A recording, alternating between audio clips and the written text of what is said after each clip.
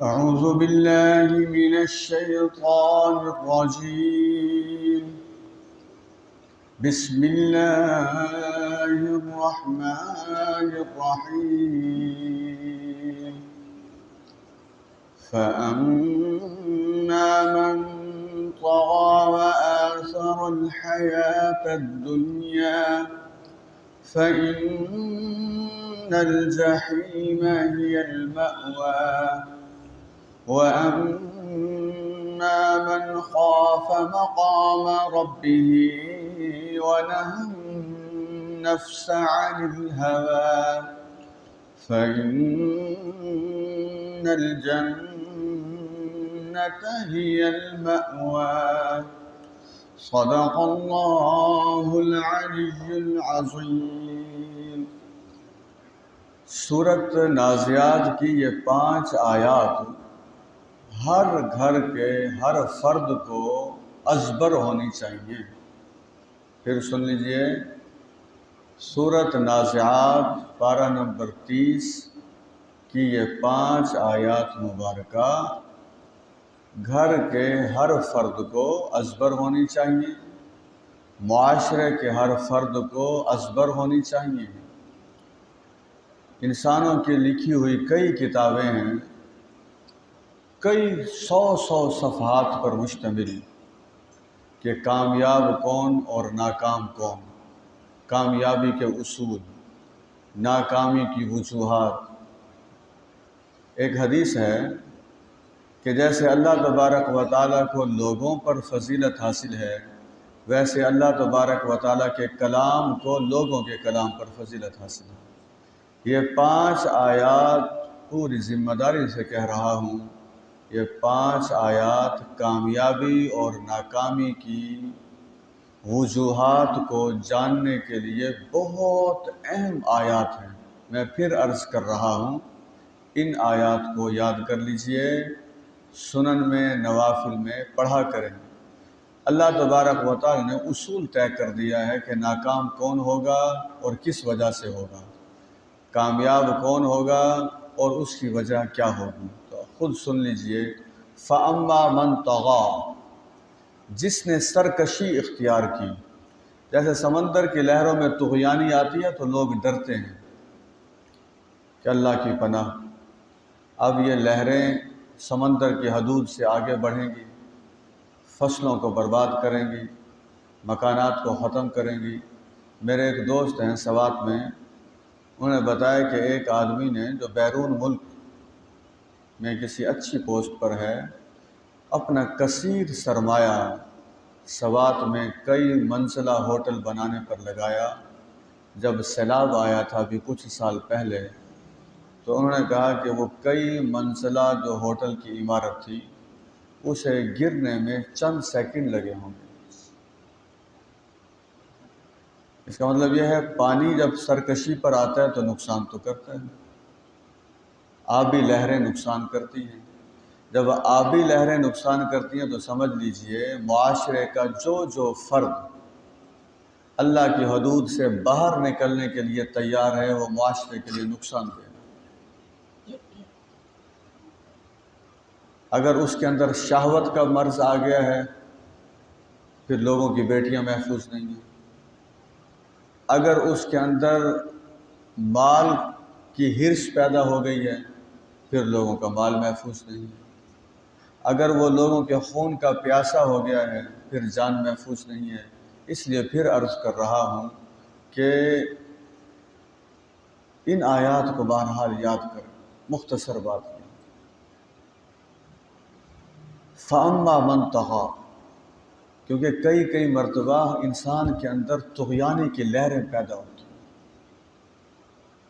اس وقت یہ آیت، قرآن مجید کا ایک نام ہے شفا، اس وقت یہ آیت ہمارے لیے شفا بن جائے گی انشاءاللہ۔ وہ جو ہمارے اندر شیطان طغیانی پیدا کرنے کی کوشش کرے گا، یہ آیت ہمیں بتائے گی کہ نہیں، یوں سمجھ لیجئے طغیانی پہلا قدم ہے ناکامی کی طرف۔ طغیانی، سرکشی، بغاوت پہلا قدم ہے ناکامی کی طرف۔ آج ہمارا ابھی ایک پروگرام تھا مغرب کے بعد، ہمارے ایک دوست ہیں، وہ امریکہ میں رہے ہیں کافی عرصہ، اب جماعت اسلامی والوں نے انہیں ایک ذمہ داری سونپی ہے، پاکستان آ گئے، ملتان آ گئے۔ انہوں نے ایک بات امریکہ کے حوالے سے بتائی، آپ شاید یقین نہ کریں، میرے لیے بھی خیر وہ بات بڑی انہونی تھی۔ وہ کہنے لگے کہ امریکہ میں ایک آدمی آیا اسلامک سینٹر میں، مسلمان تھا، تو اس نے اس اسلامک سینٹر کے جو عالم تھے ان سے کہا کہ میرا بیٹا جو ہے وہ زنا کی طرف مائل ہے، اسے آپ راہ راست پر لانے کے لیے کوشش کریں، میں اپنے بیٹے کو کسی طریقے سے بھیجوں گا، اس کے ساتھ آپ تعلق قائم کریں اور اسے پاکیزگی کی طرف لائیں۔ اب جو وہ اسلامک سینٹر کے استاد کہہ لیجئے، ریسرچر کہہ لیجئے، عالم کہہ لیجئے، امام کہہ لیجئے، وہ کہتے ہیں کہ میں سوچنے لگا کہ جب وہ لڑکا آئے گا تو اس سے میں پہلی گفتگو کیا کروں گا، اسے کیسے میں زنا سے نفرت اس کے دل میں کیسے پیدا کروں گا۔ تو کہنے لگے کہ میں نے یہ سوچ لی، کہنے لگا کہ میں نے سوچا وہ یہی جواب دے گا کہ میں تیار نہیں ہوں گا، پھر اس سے میرے لیے آسانی پیدا ہوگی، میں اسے سمجھاتا چلا جاؤں گا۔ یہ سمجھ لیجئے وہ لڑکا بھی مسلمان تھا۔ تو جب وہ آیا ان عالم کے پاس تو انہوں نے یہی بات کی کہ کیا تم پسند کرتے ہو کہ تمہاری بہن کے ساتھ کوئی ایسی غلط حرکت کرے بغیر نکاح کے، جسمانی تعلق قائم کرے؟ اس لڑکے نے کہا اگر میری بہن کو کوئی اعتراض نہیں ہے تو مجھے بھی کوئی اعتراض نہیں۔ سن لیجیے، یہ جو میں روز کہتا ہوں کہ بڑی ضرورت ہے، وہ میں ایسے نہیں کہتا۔ آپ خود دیکھیں جب محنت نہیں کریں گے دین کیسے پھیل جائے گا، بتائیے سر، کیسے نظریات پختہ ہوں گے؟ تعلق ہوگا نہیں قرآن مجید کے ساتھ، از خود یہ سارے کام ہوتے چلے جائیں گے۔ یہ ماحول کے برے اثرات ہوتے ہیں۔ یہ طغیانی جب آتی ہے، آج جمعے میں بھی حدیث بیان کی تھی، طغیانی در حقیقت انسان کے دل کو خراب کر دیتی ہے۔ نبی اکرم صلی اللہ علیہ وسلم نے فرمایا ہے یہ تو شکر کریں اللہ تبارک و تعالیٰ ستار العیوب ہے، عیبوں کو چھپانے والا، دل سامنے نہیں ہے، ورنہ جیسے جسم کے کچھ اعضاء بالکل سامنے، اگر دل بھی سامنے ہوتا، وہ جو حدیث ہے کہ انسان گناہ کرتا ہے تو دل پر سیاہ نقطہ لگ جاتا ہے، پھر گناہ کرتا رہتا ہے، نقطے بڑھتے جاتے ہیں یہاں تک کہ دل بالکل زنگ آلود ہو جاتا ہے۔ اگر یہ ہمارا دل بالکل سامنے ہوتا تو دل ہم کسی کو دکھانے کے قابل نہ ہوتا۔ یہ تو اللہ تبارک و تعالیٰ نے پردے رکھے ہوئے ہیں، وہ اپنے بندوں پر بہت مہربان ہے۔ تو ناکامی کا جو پہلا مرحلہ ہے وہ طغیانی سے شروع ہوتا ہے۔ اب آئیے وہ طغیانی پھر ایک اور کام کی طرف لے جاتی ہے، وہ کیا ہے وہ بھی سن لیجیے۔ وَآثَرَ الْحَيَاةَ الدُّنْيَا، اور اس نے دنیا کی زندگی کو ترجیح دی۔ ایک واقعہ میں آپ کو سنانا چاہتا ہوں، ہمارے اپنے شہر کا ہے۔ آج سے کوئی 2-2.5 سال پہلے یہ جو کرونا کا جب سلسلہ شروع ہوا تھا، اس وقت ہم 4-5 دوست، ایک ہمارے دوست ہیں پولیس میں، ان کے گھر بیٹھے ہوئے تھے۔ تو وہ کہنے کہ آپ ناراض نہ ہوں تو آپ بیٹھک میں بیٹھے رہیں، میں بس گیا اور آیا۔ ہم نے کہا ہم نے کیا ناراض ہونے، وہ گئے اور خیر۔ آدھے گھنٹے کے بعد جب وہ کمرے میں داخل ہوئے، مجھے آج تک یاد ہے استغفر اللہ پڑھ رہے تھے، استغفر اللہ۔ تو میں نے ان سے کہا کہ خیر یہ کلمہ تو بہت اچھا ہے، کوئی ایسا خاص واقعہ ہوا ہے، کوئی ایسی بات ہوئی ہے جس کی وجہ سے آپ اتنی کثرت سے پڑھ رہے ہیں؟ تو وہ کہنے کہ اصل میں ایک کوئی ملنے والا تھا، اس کی ڈیتھ کی خبر بھی ملی تو میں ان کے گھر گیا، اور انہوں نے جائز ناجائز اور حلال اور حرام کی پرواہ کیے بغیر دنیا میں خوب مگن ہو کر اپنی اولاد کے لیے اتنا کچھ بنایا، یہ پلاٹ، وہ دکان، وہ پلازا، کہ جسے کہتے ہیں کہ بالکل حرام اور حلال کی کوئی پرواہ نہیں کی۔ تو کہنے لگے کہ وہ آدمی فوت ہو گیا، تو ذرا تعلق تھا تو میں نے کہا جا کر اس کے بیٹوں سے میں تعزیت کر رہا ہوں۔ تو کہنے لگے جب میں ان کی کوٹھی میں داخل ہوا تو اس کا جو ملازم ہے وہ میرا دوست تھا، اس نے کہا جی میری بات سن لیجئے، میں جانتا ہوں آپ کے ان کے ساتھ بڑے تعلقات ہیں، ڈاکٹروں نے منع کیا ہے ان کے جسم کے قریب نہیں آنا بالکل، ان کے اپنے بیٹے باپ کے قریب نہیں آ رہے، تو آپ کیا جائیں گے ان کے قریب؟ اس لیے بس یہیں سے آپ نے تعزیت کر لیا، بیٹوں سے ملنا تو مل لیجئے ورنہ واپس چلے جائیے۔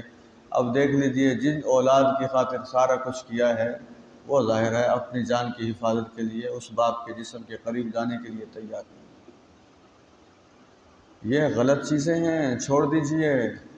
اولاد کے لیے حرام جو چھوڑ کر جائے گا وہ اپنی اولاد کے لیے آگ کے انگارے چھوڑ کر جائے گا۔ اصل میں وہ آدمی خوش نصیب ہے۔ امام بخاری رحمۃ اللہ علیہ کا نام آپ نے سنا ہے؟ کیسے پوری دنیا میں نام ہے ان کا۔ ان کے والد رحمۃ اللہ علیہ نے کافی مال چھوڑا تھا امام بخاری رحمۃ اللہ علیہ کے لیے، لیکن اپنے مال کے بارے میں فرمایا کرتے تھے، اللہ کی قسم، میں اللہ کی عظمت کی قسم کھا کر کہتا ہوں میرا جتنا مال ہے اس میں کوئی 1 روپیہ بھی حرام کا نہیں۔ تو دنیا کی زندگی پر فریفتہ ہو جانا، یہ جو ہمارے جھگڑے ہیں پاکستان میں آج کل جو جھگڑے ہیں یا دنیا میں جھگڑے ہیں، اس کے پیچھے ہے کیا؟ اس کے پیچھے لوگوں کا غم ہے، بہت لوگوں کا غم لوگوں کو ستایا ہوا ہے کہ بیچاروں کو رات کو نیند نہیں آتی۔ خدا کا نام مانے، خدا کا نام مانے، عقل کے ناخن لیں ذرا، عقل کے ناخن۔ یہ اتنے غم میں گھلے ہوئے ہیں بیچارے، انہیں مظلوم ہے کہ آہیں جو ہے رات کو سونے نہیں دیتی۔ یہ ایسے پریشان حال ہیں کہ بے روزگار افراد کی وجہ سے ساری رات انہیں نیند نہیں آتی۔ یہ مسئلہ نہیں ہے، اس کے پیچھے مسئلہ اصل اور چیز ہے، اپنے اختیار، اپنے اقتدار۔ میں تو حیران رہ گیا، میں نام نہیں بتاتا، پاکستان کے ایک وزیر اعظم تھے، ان سے کہا گیا کہ آپ کو کیوں یہ اچھا لگتا ہے وزارت عظمیٰ کا معاملہ؟ انہوں نے کہا اصل میں جب لوگ مجھے سلوٹ کرتے ہیں تو مجھے بڑا اچھا لگتا ہے۔ سلوٹ اصل میں اسے جو ہے دنیا دار آدمی، خود پسند آدمی لوگوں کے مسائل حل کرتے ہیں، متکبر آدمی لوگوں کے مسائل حل کرتے ہیں، اللہ کے دین سے دور لوگ لوگوں کے مسائل حل کرتے ہیں، دنیا پرست لوگوں کے مسائل حل کرتے ہیں۔ یہ دنیا پرستی دوسری بیماری ہے، یعنی یوں سمجھ لیجئے طغیانی کا لازمی نتیجہ دنیا پرستی ہے۔ آئیے ایک اور واقعہ بھی سن لیجئے اور عبرت پکڑ لیجئے۔ میں نے ابھی ولایت حسن کالج کی مسجد میں گفتگو کرنی ہے، آج بس انہی آیات پہ ہم اکتفا کریں گے۔ یہ مون لائٹ سکول آپ نے دیکھا ہے؟ مون لائٹ سکول کے پیچھے 1 کنال کا پلاٹ تھا بیوہ خاتون کا۔ جب پتہ لگتا ہے نا کہ کوئی پلاٹ کسی بیوہ خاتون کا ہے، بچے یتیم ہیں، چھوٹے چھوٹے ہیں، تو جو قبضہ گروپ ہیں پھر ان کے رال ٹپکنے لگتی ہے کہ یہ تو بڑے موقع کی چیز آتا گئی۔ ہمارے یہاں، میں صرف جگہ کا نام نہیں بتا رہا، یہ ہماری جو معصوم شاہ روڈ ہے، معصوم شاہ روڈ کے بالکل دوسری طرف جو علاقہ ہے، وہاں کے 3 لوگ تھے، یہی کام کیا کرتے تھے، پلاٹوں پہ قبضہ کیا کرتے تھے۔ پہلے نے قبضہ کیا، دوسرے نے اسے قتل کر کے خود قبضہ کر لیا، دوسرے نے جب قبضہ کیا تیسرے نے اسے قتل کر دیا، تیسرے نے جب قبضہ کیا دوسرے کے بھائی نے اسے قتل کر دیا۔ وہ پلاٹ 1 کنال کا اسی بیوہ کے نام ہی ہے وہ، اور وہ تینوں اللہ کے پاس پہنچ چکے۔ یہ نوجوان بیٹھے ہیں ماشاءاللہ، بزرگوں کے تو ہم خیر احترام کرتے ہیں، یہ ابھی مال کمانے کی طرف بڑھیں گے انشاءاللہ۔ دنیا کی زندگی کی ایسی محبت اپنے دلوں میں نہ پیدا کریں جو حرام کی طرف لے آئے۔ بار بار ہر روز ہم حرام سے متنفر کرنے کی کوشش کرتے ہیں، اپنے آپ کو بھی اور آپ کو۔ بھائی یہ 2 وجوہات ہیں جی ناکامی کی۔ نمبر 1 طغیانی، اللہ کی بات نہیں ماننی۔ نمبر 2 آخرت کو تو بالکل دماغ سے نکال دیں، دنیا ہی دنیا۔ یہ خواتین ہیں، ان خواتین کو جو بیوی ہے وہ شوہر کو کہے کہ مجھے حلال مال چاہیے، اللہ اس میں برکت ڈالے گا اور گھر کی ضروریات پوری ہو جائیں گی۔ یہ فقرہ نہ کہیں کہ مجھے پتہ نہیں ہے، جہاں مرضی سے لے آئیں۔ پھر جب شوہر جہاں مرضی سے لے کر آئے گا حرام ذرائع سے، پھر وہ پوری فیملی کو پھر جہنم میں بھی لے کے جائے گا، انگاروں کے اندر لے کر جائے گا۔ بیٹی ہے، باپ سے ایسی فرمائش نہ کرے کہ باپ اسے پوری نہ کر سکے۔ بیوی ہے شوہر سے ایسی فرمائش نہ کرے، بہن ہے بھائی سے ایسی فرمائش نہ کرے۔ دنیا کی زندگی میں آ کر ایک دوسرے کو قتل کرنے کے لیے تیار ہو جانا، ایک دوسرے کے مال ہتھیانے کے لیے تیار ہو جانا، ایک دوسرے کی عزت پر۔ اب آپ دیکھیں یہ چھوٹے چھوٹے جو چیزیں ہوتی ہیں، ہمارے جو دوست میڈیا والے ہیں، میں انہیں بطور خاص کہنا چاہتا ہوں، جو آدمی جب کسی ادارے میں کام کرتا ہے تو وہ پھر یہ سمجھتا ہے کہ میں بڑا طاقتور ہو گیا ہوں۔ طاقتور نہ کوئی ادارہ ہے نہ کوئی فرد ہے۔ طاقت کا نام جب آپ کے ذہن میں آئے تو صرف ایک ہستی ذہن میں آنی چاہیے، اور وہ کون سی ہے؟ بس ایک ہے طاقتور، اور کوئی نہیں ہے طاقتور۔ یہ دنیا ختم ہو جائے گی، سارے کا سارا سلسلہ۔ یہ لوگ جو دوسروں پر جھوٹے الزام لگا دیتے ہیں، نبی اکرم صلی اللہ علیہ وسلم نے کیا فرمایا ہے؟ جو کسی پر جھوٹا الزام لگاتا ہے، بہتان لگاتا ہے، اللہ تبارک و تعالیٰ اس کی 100 سال کی نیکیوں کو برباد کر دیتا ہے۔ اللہ کو اپنے بندوں کی عزت اتنی عزیز ہے جناب، یہ دو خرابیاں جب ہوں گی، طغیانی ہوگی اور دنیا کی زندگی کی اوپر مر مٹنا ہوگا، تو فرمایا جب یہ دنیا سے جائے گا فَإِنَّ الْجَحِيمَ هِيَ الْمَأْوَىٰ، تو اس کا جو ٹھکانہ ہوگا وہ جہنم ہوگا۔ اب مجھے بتائیے، اتنی جلدی ناکامی کے اسباب آپ کہیں پڑھ سکتے ہیں سوائے قرآن مجید کے؟ اب کامیابی کسے ملے گی وہ بھی سن لیجیے۔ اسلام کامیابی کی بنیاد کسی زبان پر نہیں رکھتا، کسی خاندان پر نہیں رکھتا، کسی جغرافیے پر نہیں رکھتا، کسی شکل پر نہیں رکھتا، کسی علاقے پر نہیں رکھتا، کسی منصب اور عہدے پر نہیں رکھتا، کسی جنس پر نہیں رکھتا۔ اب مجھے ایک اور لفظ بھی کہنا پڑے گا، اسلام کامیابی کی بنیاد کسی مسلک پر بھی نہیں رکھتا۔ کس پر رکھتا ہے؟ اپنے کانوں سے سن لیجئے۔ وَأَمَّا مَنْ خَافَ مَقَامَ رَبِّهِ، جو اپنے پروردگار کے سامنے بس کھڑا ہونے سے ڈر گیا۔ آپ سمجھدار ہیں؟ ڈرنے کا مطلب کیا ہے؟ 5 سوال ہونے ہیں پروردگار کے سامنے، ان کا جواب ڈھونڈ لیجئے۔ نمبر 1، عمر کو کن کاموں میں گزارا؟ نمبر 2، جوانی کو کہاں کھپایا؟ آپ سمجھدار لوگ ہیں، ذرا سوچئے، جب عمر کا سوال ہو گیا تھا تو جوانی اس کے اندر آ گئی تھی، لیکن یہ حدیث بتاتی ہے عمر کا سوال علیحدہ ہوگا، جوانی کا سوال علیحدہ ہوگا۔ یہ جوانی جو ہے یہ ایک گولڈن پیریڈ ہے انسان کی زندگی کا، جذبات عروج پر ہوتے ہیں۔ عمر کو کہاں گزارا، جوانی کو کہاں کھپایا، مال کہاں سے کمایا، مال کہاں پر خرچ کیا، علم کتنا حاصل کیا اور اس پر کتنا عمل کیا۔ حدیث میں آتا ہے انسان کے قدم اللہ کی بارگاہ سے اس وقت تک ہٹیں گے نہیں جب تک ان 5 سوالوں کا وہ جواب نہ دے دے۔ تو یہ جواب ڈھونڈ لیجئے، اللہ کا خوف پیدا کریں گے تو یہ جواب آ جائیں گے انشاءاللہ۔ اب جب اللہ کا خوف ہوگا تو پھر کیا ہوگا؟ وَنَهَى النَّفْسَ عَنِ الْهَوَىٰ، اس نے پھر اپنی خواہش، اپنے نفس کو خواہش سے روک لیا۔ نفس جو ہے نماز چھوڑنا چاہتا ہے، وہ نفس کو نماز کا پابند بنائے گا۔ نفس جھوٹ بولنا چاہتا ہے، نفس کو سچ کا پابند بنائے گا۔ نفس زنا کی طرف جاتا ہے، نفس کو نکاح کی طرف میں نے اپنے تدریس کی جتنا پیریڈ ہے اس میں ایک لڑکا دیکھا ہے اپنی زندگی میں، اس کا نام تھا سعید، بہت بڑے افسر کا بیٹا تھا۔ اس نے کہا کہ سر میرے والد صاحب نے مجھے کہا ہوا ہے، BSc کمپیوٹر سائنس کا وہ اسٹوڈنٹ تھا، کہ میرے والد صاحب نے مجھے کہا کہ سعید، جس دن تمہیں ایسی کوئی جذبات کی خواہش پیدا ہو کہ شیطان تمہیں نفس کا پجاری بنا کر زنا کی طرف لے جانا چاہے، تو بیٹے نہ خود ذلیل ہونا، نہ اللہ کی بارگاہ میں اپنے باپ کو ذلیل کروانا۔ تم مجھے اگر شام کو کہو گے کہ ابو میری شادی کر دو تو اسی شام تمہاری شادی ہو جائے گی، اگر صبح کہو گے تو اسی صبح شادی ہو جائے گی۔ اپنے باپ کو اور اپنے خاندان کو اللہ کی بارگاہ میں ایسی ذلت سے محفوظ کرو۔ ایسے باپ بھی ہیں ماشاءاللہ، اپنی اولاد کی یوں تربیت کرنے والے، اپنی اولاد کو یوں سمجھانے والے، اپنی اولاد کو یوں لے کر چلنے والے۔ تو اس نفس کو بد اخلاقی سے روکیں۔ اب جس نے اللہ کے سامنے جو کھڑا ہونے سے ڈر گیا اور نفس کو اس نے خواہش سے روک لیا، فَإِنَّ الْجَنَّةَ هِيَ الْمَأْوَىٰ، اس کا جو مقام ہے اور اس کا جو ٹھکانہ ہے وہ جنت ہے۔ آپ دیکھ لیجئے جہنم کے دو اسباب، میں بار بار اس لیے دہرا رہا ہوں تاکہ آپ اسے تقریر نہ سمجھیں، دل میں اتار لیں۔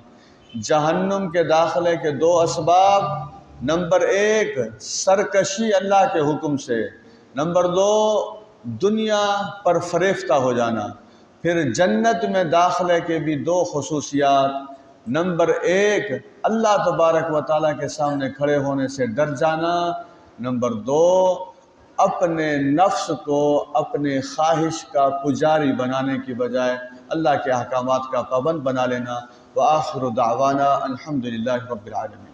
الحمدللہ رب العالمین، اللہم صلی علی محمد النبی الامی وعلی آلہ وصحبہ وسلم۔ اے اللہ، ہم سب دوستوں کو جو جہنم کی طرف لے جانے والی دو بری عادات ہیں ان سے محفوظ فرما۔ پروردگار ہمیں ہر قسم کی شرکشی سے بچا لے۔ اے اللہ ہمیں دنیا کو ترجیح دینے سے بھی بچا لے۔ پروردگار دنیا کو ایسی ترجیح ہم نہ دیں کہ حرام کی طرف چل پڑیں۔ اے اللہ ہم سب کے دلوں کو اپنے خوف سے بھر دے۔ پروردگار ہمارے نفس کو اپنی خواہش کا پجاری بننے کی بجائے آپ کے جو عظیم احکامات ہیں ان کے تابع داری کرنے کی توفیق عطا فرما۔ وصلی اللہ تعالی علی خیر خلق محمد وعلی آلہ وصحبہ اجمعین برحمتک یا